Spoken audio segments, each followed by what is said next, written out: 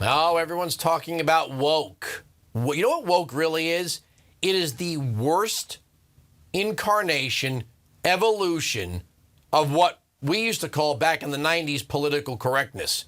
And here's a funny video that was put up by Senate candidate Blake Masters, who's running as an America First conservative in Arizona. Play that. Well, this tweet made people mad.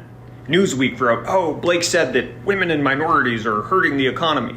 Fake news. Look, I don't care if every single employee at the Fed is a black lesbian, as long as they're hired for their competence and not because of what they look like or who they sleep with. News for Joe Biden. We are done with this affirmative action regime. I can't think of a single policy since the end of Jim Crow that's been worse or more divisive for race relations in this country. Race quotas are wrong. Gender quotas are wrong. They're unjust. They're illegal. But the Democrats are addicted to this kind of identity politics garbage. They just care about how you look, not whether you're the best qualified or whether you can do the best job. If you want to see the affirmative action regime on display, just look at Biden's White House. Biden promised that he would choose a woman for his VP. And then, of course, he chose Kamala Harris. So incompetent she can't even get a sentence out. But I've never spoken to anyone who can say with a straight face that Kamala was somehow the most qualified candidate for that job. So we've had enough. We've had enough of the Democrats' diversity obsession. They put diversity over competence, over prosperity, and there are real costs to this. I, too, don't care if everyone at the Federal Reserve is black lesbian. My next guest is the author of Critical Race Theory and Woke Culture, America's Dangerous Repeat of China's Cultural Revolution. Mike Zhao, thanks for joining us. Thank you for having me. Just real quick before we get into some of the book, I would argue that for all of woke's attempt to further prospects of minorities, that it's actually worked in reverse for Americans of Asian descent, because we saw the lawsuit against Harvard and even the state universities of California that set quotas on Asian American students. It's like, you had too many Asians getting into Harvard. Put a quota on that. Shouldn't it be the best students get into the school? That is correct. Since 2015, I have been leading Asian American communities fighting against the race-based affirmative action by Harvard, by Yale, and by many other colleges nationwide. America need to build as a colorblind society, need to restore our meritocracy.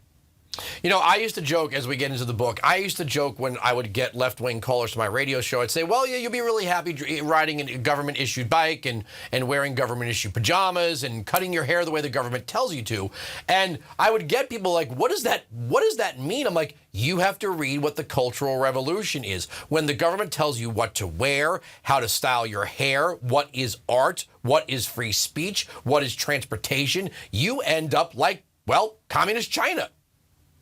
That is correct. And also during Cultural Revolution, the dictator Chairman Mao and the revolutionaries, they totally banned all the freedom people can have. Think about that, 800 million people only allowed to watch the 8 model play, right? And all the historic heritage being destroyed, every word, every language be censored, and millions of people were tortured and some even being murdered. My father suffered torture, loss of freedom during China's Cultural Revolution. In the first segment of the program, we were addressing the student loan bailout. Isn't it kind of amazing that we have all of these people that go off to universities and they don't understand that when you tear statues down, when you say history starts now, okay, and we are going to eliminate everything before us, even the bad, good and bad. I argued when statues were coming down, that's not appropriate. If it's offensive, put it in a museum and teach its history, but don't destroy it. When you destroy history, what is the old saying? You may be doomed to repeat it, but you don't just destroy history and say, the world begins now. That's not the way the world works. That's not how human understanding of tyranny, loss of freedom, dictatorships, with Biden saying semi-fascist, do you even really know what a fascist is? You are exactly right. In my book, I actually revealed how the radical left used communist China Cultural Revolution's playbook to destroy America. changing the history is part of that. They use the Karl Marx's lie to establish moral authority, use like divide and conquer, dividing American people into the oppressors and oppressed. They use the censorship, cancel culture to silence oppositions. Also, they stage the social unrest, just like Black Lives Matter demonstration after George Floyd incident. So all the things already happened in China 50 years ago. Right now, the radical left is repeat the history, try to destroy the America. So, when people say, well, that's not happening in China now, right? I mean, they're on Facebook, they're watching the NBA, they can go out and buy a pair of Air Jordans. Yeah, but that's only because the government is letting them have a tiny bit of aesthetic freedom, right?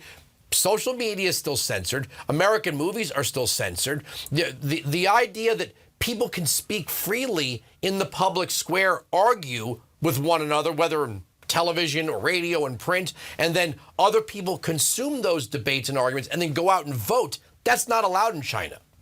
That is correct. China still have not given its citizens the freedom yet. However, I want to tell you, Joe Biden and the radical left is doing something worse than China's former leader Deng Xiaoping. In 1978, Deng Xiaoping stopped the Cultural Revolution. He stopped the class struggle campaign in China, which pitting one group against other. But then Joe Biden and radical left just started the racial struggle, picking the one racial group in America against other. So they are worse than China's Deng Xiaoping. Do you think it was, we look at the growth of the Hispanic vote for the conservative movement. We've seen Young Kim, Michelle Steele. We've seen a lot of Americans of Asian descent gravitate towards the Republican Party.